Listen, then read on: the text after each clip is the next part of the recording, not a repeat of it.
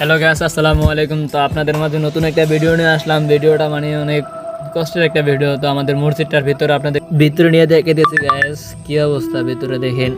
মানে আমাদের এইখানে নামাজ পড়তে অনেক কষ্ট হয়, বলতে কি বৃষ্টি আইলে এই জানালা দিয়ে পানি ঢোকে, গ্রিলগুলো লাগানো হয় না, তো মানে টাকা শর্ট, তার জন্য কিনতে পারতেছি না গ্যাস।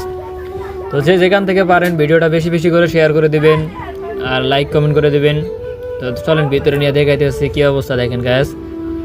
তো এইসব দেখেন, মানে কি বলবো, মানে আজকে প্রায় 2 থেকে 2.5 বছর হয়েছে মসজিদটা ভাঙছি, এখনো করতে পারতেছি না টাকার অভাবে।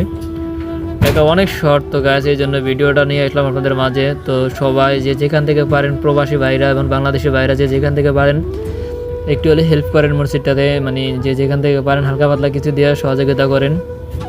তো বাইরের সাইডটা দেখেন কি অবস্থা, এখন আস্তর করতে পারি নাই, বলতে কি মানে বললাম না টাকার অনেক শর্ট, তার জন্য কোনো কিছু করতে পারতেছিলাম না গায়েস। তো আপনারা যে যেখান থেকে পারেন মানে একটু হলে হেল্প করবেন।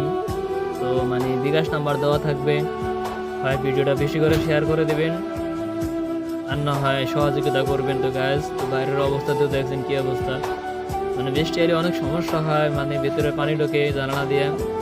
তো যে যেখান থেকে পারেন আমাদেরকে একটু হেল্প করুন ভাই, কারণ আমাদের অনেক কষ্ট হয়। আমার সাথে মসজিদটা নিয়ে অনেক সমস্যা আছে, টাকা শর্ট, তার জন্য মসজিদটা করতে পারতেছি না গায়েস।